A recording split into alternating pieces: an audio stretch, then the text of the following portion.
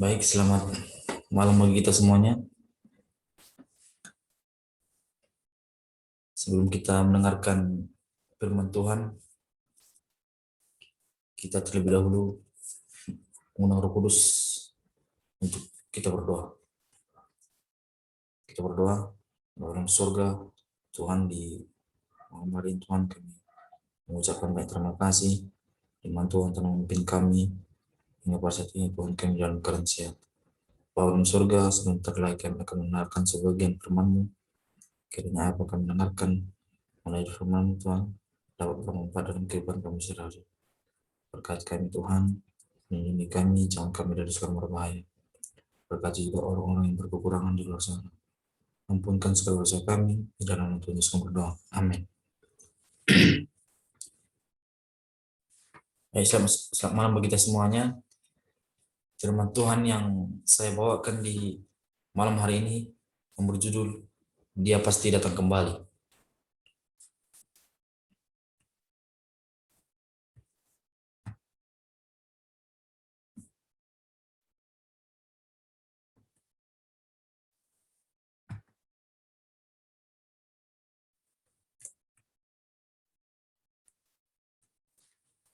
Di kitab Matius 24 ayat 30, pada waktu itu akan tampak tanda Anak Manusia di langit, dan semua bangsa di bumi akan meratap, dan mereka akan melihat Anak Manusia itu datang di atas awan-awan di langit dengan segala kekuasaan dan kemuliaan.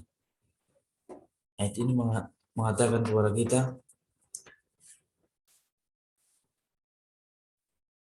mengisahkan Kristus yang akan datang di udara setelah masa kesengsaraan besar yang besar terjadi.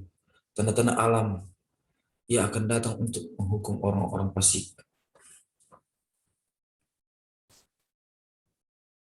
Ia datang secara pribadi.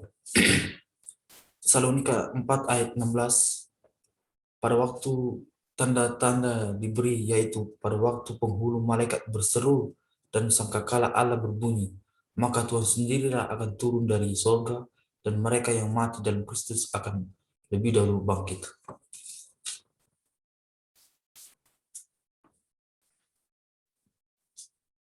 Kitab Tesalonika 4 ayat 16 mengatakan bahwa fakta yang paling penting ialah bahwa kedatangan kedua tersebut berpusat pada Tuhan sendiri.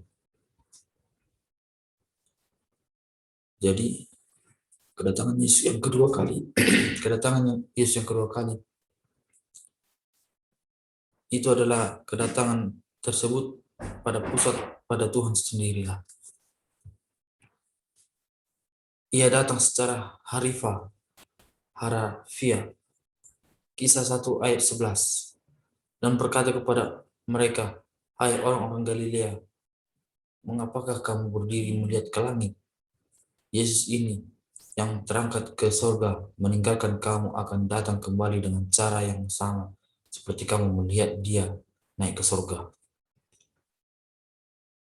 Kisah Para Rasul 1 ayat 11.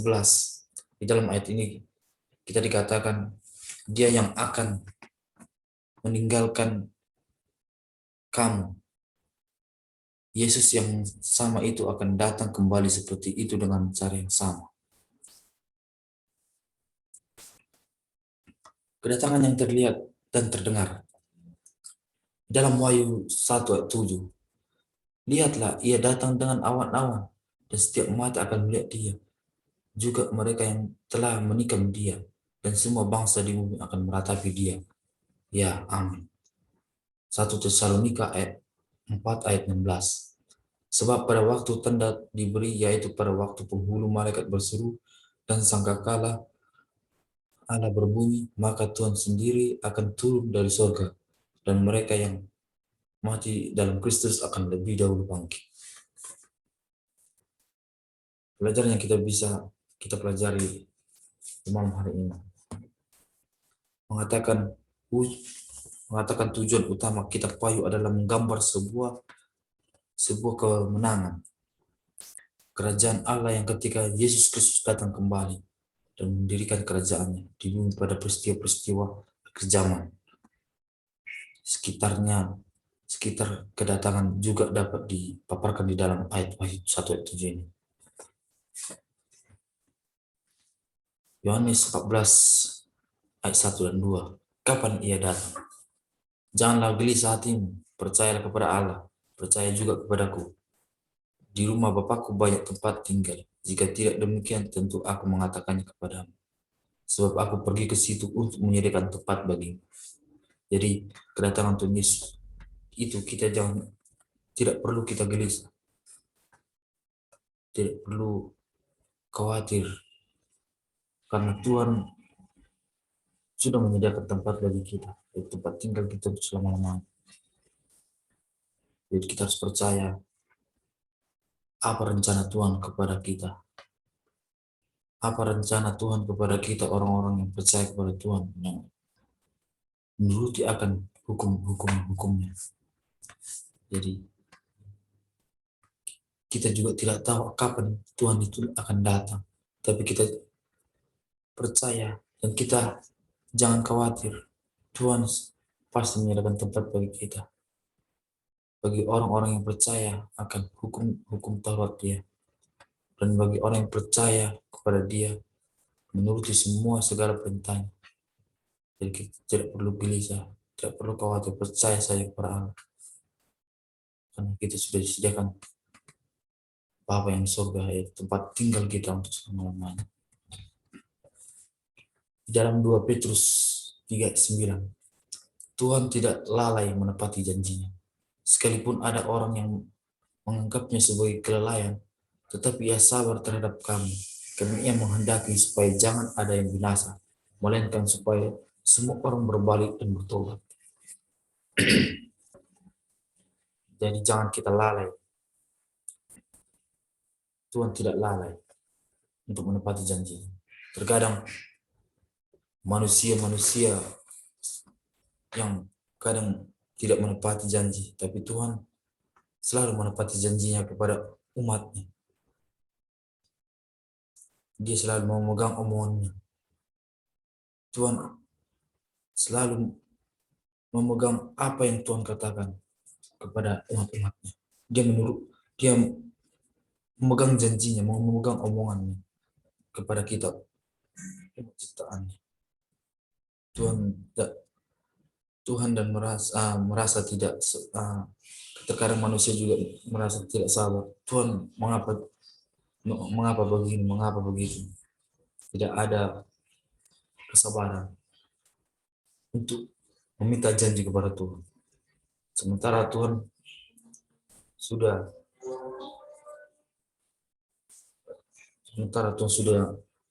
memberi waktu, akan memberi waktu, mana waktu yang tepat untuk menepati janjinya kepada umatnya.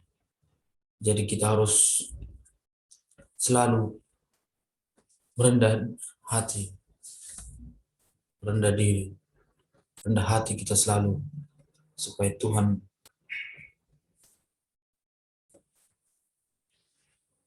mengampuni segala kesalahan kita, supaya Tuhan juga mau memberi kita supaya mau kita bertobat. Jadi melainkan supaya semua orang berbalik dan bertobat. Tuhan mengajarkan kita hal-hal yang baik. Jadi kita manusia harus berbuat baik. Jika kita berbuat salah, kita harus mengakui kesalahan kita. Jika kita memiliki janji kepada orang, kita harus tepati. Karena Tuhan tidak pernah mengingkari janji kepada kita. Di dalam Matius 24 ayat 3, katakanlah kepada kami, bila manakah itu akan terjadi dan apakah tanda kedatanganmu dan tanda kesudahan dunia? Tanda-tanda kedatanganmu. Tanda pertama yaitu Kristus palsu dan nabi-nabi palsu. Kitab Matius 24 ayat 4 dan 5. Jawab Yesus kepada mereka, waspadalah supaya jangan ada orang-orang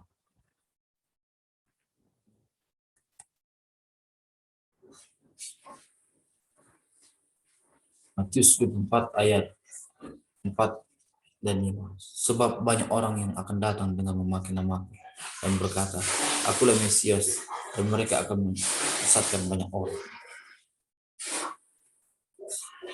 Seperti ada cerita di sini, Lia Aminuddin, 12 Agustus tahun 98, menyatakan dirinya sebagai Bunda Maria, itu ibu Yesus, dan anaknya Mukti sebagai Yesus. Inilah tanda-tanda nabi-nabi palsu, tanda-tanda bahwa dia mengakui dirinya, "Sayalah Yesus, sayalah Mesias, percaya kepada saya," begitu.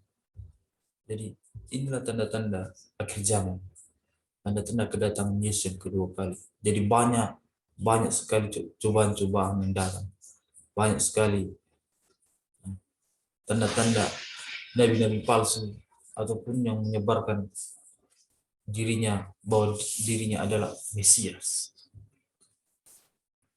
Lihat Aminuddin Sumahia Argam Ashari Muhammad Mizra Sulam Ahmad. Matius 24 ayat 11, banyak nabi palsu akan muncul dan menyesatkan orang banyak. Menyatakan dirinya adalah Mesias, mengajarkan ajaran-ajaran yang sesat. Jadi banyak nabi-nabi palsu yang akan muncul di saat kedatangan Yesus kedua kali. Banyak tanda-tanda. Jadi kita harus waspada apabila ada nabi-nabi palsu. Kita harus percaya bahwa bahwa Tuhanlah yang Maha tahu akan kehidupan kita. Jadi kita jangan percaya kepada nabi-nabi palsu yang muncul di saat-saat tiba-tiba untuk menyesatkan banyak orang di sekeliling kita. Tanda yang kedua adalah peperangan. Matius 24 ayat 6 dan 7. Kamu akan mendengar deru perang atau kabar-kabar tentang perang. Sebab bangsa bangkit melawan bangsa dan kerajaan melawan kerajaan. Jadi banyak juga tanda-tanda yaitu peperangan. Peperangan di mana-mana. Jadi kita harus waspada akan hal-hal tersebut. Tanda ketiga adalah kelaparan. Banyak juga orang-orang yang kelaparan, yang susah makan, tidak bisa mendapatkan makanan. Matius 24 ayat 7, akan ada kelaparan. Republik Afrika Tengah atau Central Afrika Republik atau CAR yang menjadi negara yang menempati urutan pertama sebagai negara paling lapar di dunia. Negara dengan tingkat kelaparan yang tinggi ini mendapatkan skor GHI sebesar 53,7 yang membuatnya masuk dalam kategori sangat mengkhawatirkan. Tingginya tingkat kelaparan di Republik Afrika Tengah kemungkinan besar dikarenakan kestabilan yang dialami, terjadinya kekerasan etis dan adanya konflik sejak tahun 2012. Hal tersebut sangat berpengaruh pada produksi makanan. Kini lebih dari separuh penduduk Republik Afrika Tengah membutuhkan bantuan kemanusiaan. Jadi banyak tanda-tanda kelaparan, tanda-tanda ini, tanda-tanda peperangan, nabi-nabi palsu, seperti yang kita dengar di Afrika Tengah, yaitu kelaparan yang sangat tinggi di negara Afrika Tengah. Dari 5 miliar penduduk bumi ini, 60% kekurangan gizi dan 20% menderita kelaparan. Jadi banyak orang-orang kelaparan. Jadi kita harus waspada akan hal-hal yang menimpa kita. Lebih kurang dari 57 juta orang mati setiap tahun karena bela kelaparan ini. Berarti 156.000 orang mati setiap hari. 6.500 orang mati setiap jam. 108 orang mati setiap menit. Hampir 2 orang mati setiap detik. Inilah tanda-tanda akhir zaman itu. Jadi kita harus selalu berdoa, selalu minta kepada Tuhan tuntunan Roh Kudus supaya kita berjaga-jaga. Tanda kelima adalah sampar. Lukas 21 ayat 11, penyakit sampar, yaitu pertama, suatu penyakit epidemi yang mematikan. Kedua, sesuatu yang dianggap membahayakan, merusak atau jahat. Seperti yang ada di gambar yang ada di slide. Seperti inilah terkadang banyak sekali penyakit yang muncul di saat pencobaan itu datang. Demam berdarah Ebola, salah satu penyakit virus yang paling mematikan yang dikenal menyerang manusia, menyebabkan kematian bagi 50-90% dari semua pasien yang dirawat di rumah sakit. Asal mulanya dari hutan-hutan Afrika dan Asia. Inkubasi 2 tahun 21 hari. Yang terjadi pada saat ini, yaitu COVID-19, virus corona muncul. Bahwa virus corona ini penyebab COVID-19 pertama yang dilaporkan muncul di kota Wuhan, Cina pada Desember 2019. Saat ini virus bernama SARS-CoV-2 sudah menginfeksi 97.933 orang, menyebabkan 3.383 kematian. Virus corona ini masih satu keluarga dengan virus penyebab SARS. Jadi di saat ini, yang kita alami saat ini, yaitu COVID-19 yang pertama kali muncul di dunia dan di Indonesia ini, yaitu penyakit virus corona, virus yang mematikan. Gambar yang ada di slide menyatakan bahwa inilah contoh virus-virus corona, data-data orang yang sembuh, yang masih dipantau, yang masih dirawat, meninggal. Semua, setiap perkecamatan pasti ada data-data orang yang kena virus corona ini. Jumlahnya berapa, sembuhnya berapa, masih dirawat berapa, meninggal berapa. Data-data ini lengkap karena inilah penyakit COVID-19 yang mematikan.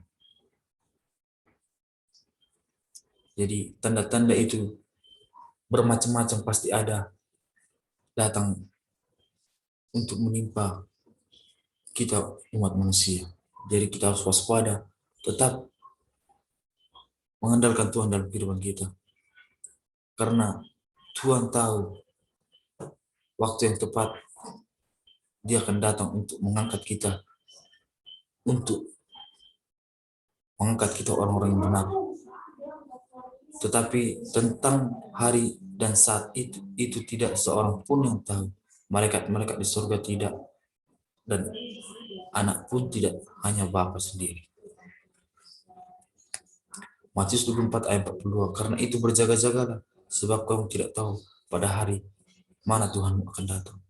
Kita harus waspada, kita harus berjaga-jaga. Kita tidak tahu Tuhan itu kapan datang, tapi kita percaya Tuhan pasti datang menjemput kita, umat-umatnya yang percaya kepada Dia, yang berpegang teguh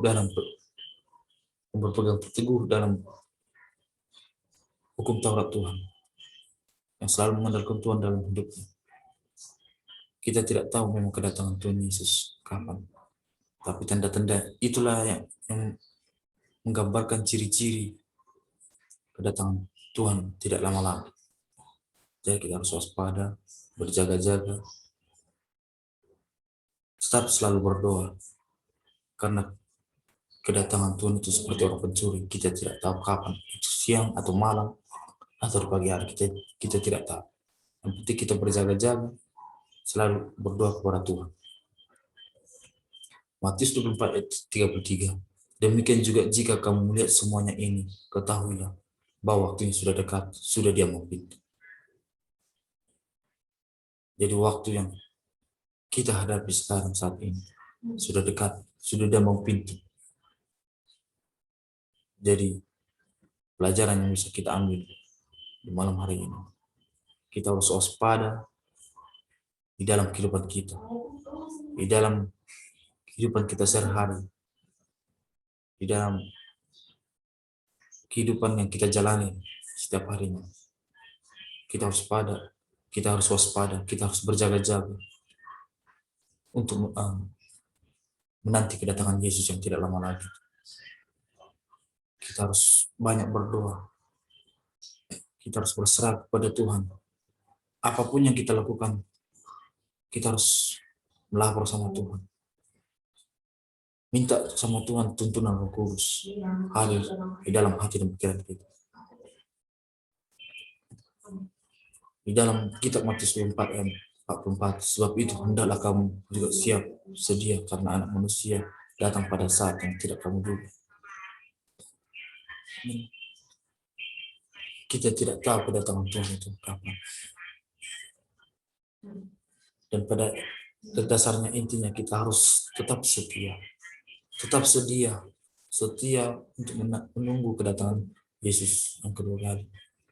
Karena kedatangan Anak Manusia tidak kita tahu. Satupun orang tidak tahu kapan Tuhan itu akan datang kembali untuk menjemput kita.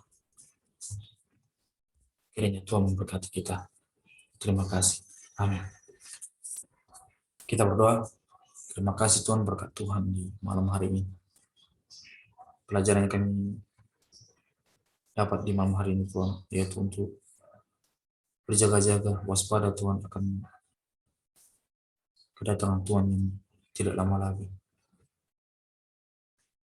Dan kami harus berjaga-jaga di dalam setiap kehidupan kami sehari-hari Tuhan. Kami harus mengenalkan Tuhan dalam kehidupan kami.